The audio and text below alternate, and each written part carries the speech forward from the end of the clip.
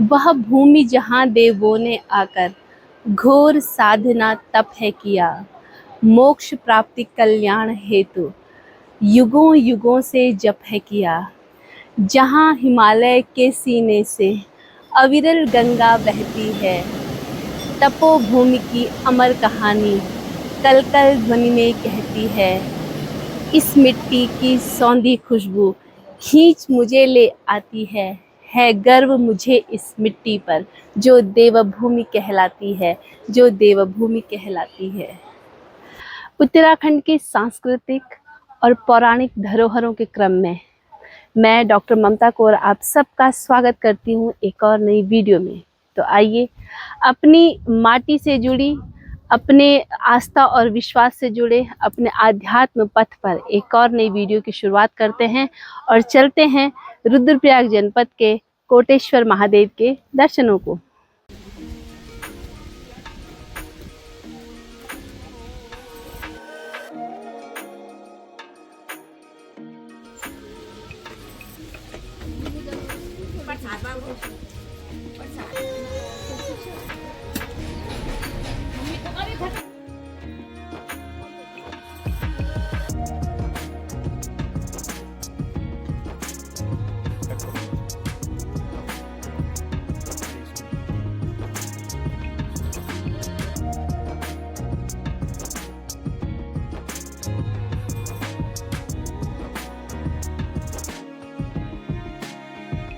इस वक्त हम पहुंच चुके हैं कोटेश्वर महादेव के प्रांगण में। ये ठीक पीछे आप देख रहे होंगे, ये मंदिर है।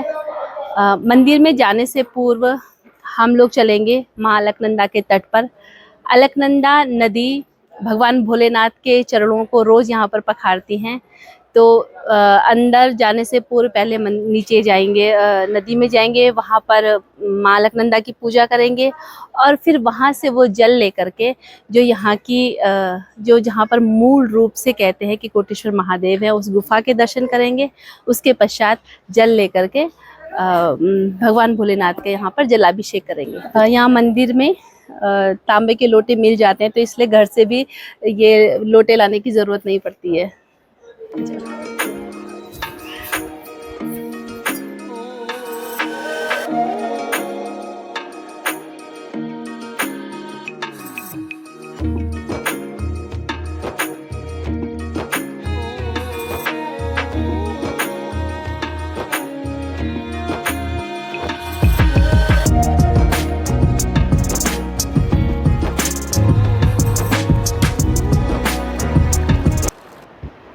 अलकनंदा के तट पर कोटेश्वर महादेव की एक गुफा है। ये बहुत प्राचीन गुफा है। ये पूरा पहाड़ है, नीचे नदी के तट से लेकर के और ऊपर तक।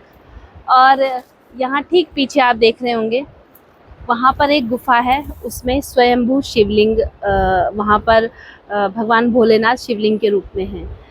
तो कोटेश्वर महादेव के विषय में यहाँ पे दो मान्यताएं कही जाती हैं। एक है पांडवों से जुड़ी हुई, जिसमें कि ये कहा जाता है कि जब पांडव ब्रह्म हत्या के पाप से मुक्ति के लिए भगवान शिव को की तपस्या करते हैं, उनको प्रसन्न करने के लिए उनको ढूंढते हैं, तो भगवान ने यहाँ भी छुपे थे और यहीं से ही सीधा सुरंग है ऊपर, वहाँ से निकलते हुए उसके पश्चात भगवान गुप्त काशी में प्रकट होते हैं। तो एक मान्यता तो ये है। और दूसरी मान्यता ये कहा जाता है कि जब भगवान शिव ने भस्मासुर राक्षस को ये वरदान दिया था कि वो जिसके भी हाथ पर सिर पर हाथ रख देगा वो भस्म हो जाएगा, तो भस्मासुर भगवान भोलेनाथ को ही भस्म करने के लिए उनके पीछे दौड़ता है। तो ये भी कहा जाता है कि ये तिलनी गांव है, इस नदी के पल्ली तरफ तिलनी गांव है, बद्रीनाथ राष्ट्रीय राजमार्ग पर। उसके पीछे एक मंदिर है कि भगवान वहाँ प्रकट होते हैं। उसके पश्चात यहाँ पर उन्होंने छलांग लगाई और इस गुफा के अंदर अंतर्ध्यान हो गए हैं। फिर यहाँ से वो ऊपर निकलते हैं। तो इस तरीके से ये किसी भी एक मंदिर के पीछे का जो एक पौराणिक तथ्य है, पौराणिक कहानियाँ हैं, जिनके आधार पर यहाँ पर इन देव स्थानों पर देवताओं की पूजा की जाती है। तो आइए अब चलते हैं और देखते हैं कोटेश्वर महादेव की प्राचीन गुफा को।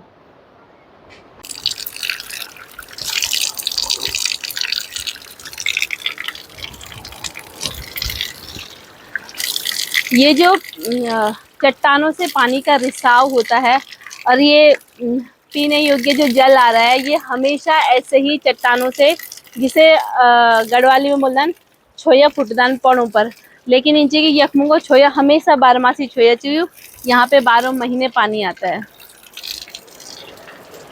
ये एक बहुत प्राचीन गुफा है। यहाँ पर ये ऐसा कहा जाता है कि भगवान का जो शिवलिंग है वो स्वयंभू शिवलिंग है और बहुत छोटा सा दिखाई देता है, बहुत छोटा सा। तो आइए जलाभिषेक करते हैं भगवान का।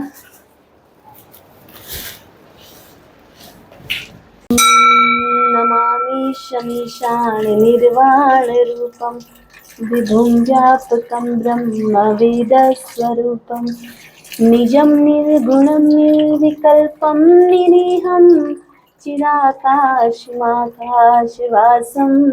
भजेऽहम्।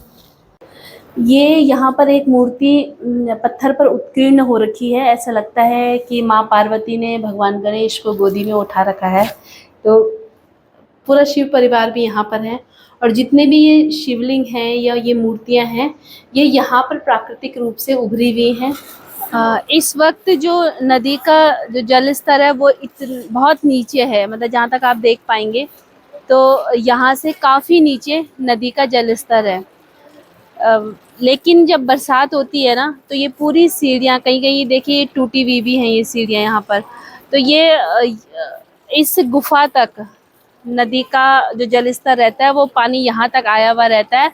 और सावन के महीने में 2-3 दिन के लिए ऐसा बहुत, मतलब ये अवश्य ही अवश्य होता है ये चीज़ कि अलकनंदा स्वयं आकर के जलाभिषेक करती हैं भगवान भोलेनाथ के। तो पानी का जो जल स्तर रहता है ये पूरी गुफा डूब जाती है उस समय। और ये माना जाता है कि स्वयं गंगा जी भगवान भोलेनाथ का जलाभिषेक कर रही हैं। और इस समय तो कल्पना भी नहीं की जा रही है, ऐसा लगता है कि क्या वास्तव में पानी का जो स्तर है वो यहाँ तक होता होगा।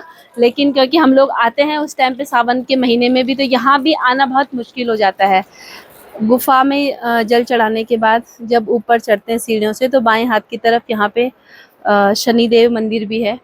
तो यहाँ पर ये पूरे रुद्रप्रयाग के जो लोग हैं उनके लिए अगर सबसे बड़ा मंदिर, यदि जैसे सावन के महीने में शनि देव की पूजा करनी होती है या शिवालय में जल चढ़ाने के लिए, शिवालय में बेलपत्री चढ़ाने के लिए है, तो कोटेश्वर महादेव मंदिर इन्हें एक तीर्थों में माना जाता है इसको। तो यहाँ पर बहुत भीड़ उस टाइम पे रहती है और ये माना जाता है कि जिसने यहाँ पे शनिदान कराया या बेलपत्री चढ़ाई शिव जी को, तो उसको 100 गुना फल मिलता है। सीढ़ियों से थोड़ा ऊपर आने के बाद यहाँ पर माँ भगवती का मंदिर, और यहाँ पर जो हनुमान जी हैं वो पंचमुखी हनुमान जी हैं। तो पंचमुखी हनुमान जी की भी यहाँ पर पूजा की जाती है। और इसके बाद चलते हैं कोटेश्वर महादेव के मुख्य मंदिर में, जहाँ शिवलिंग पर हम लोग जलाभिषेक करेंगे।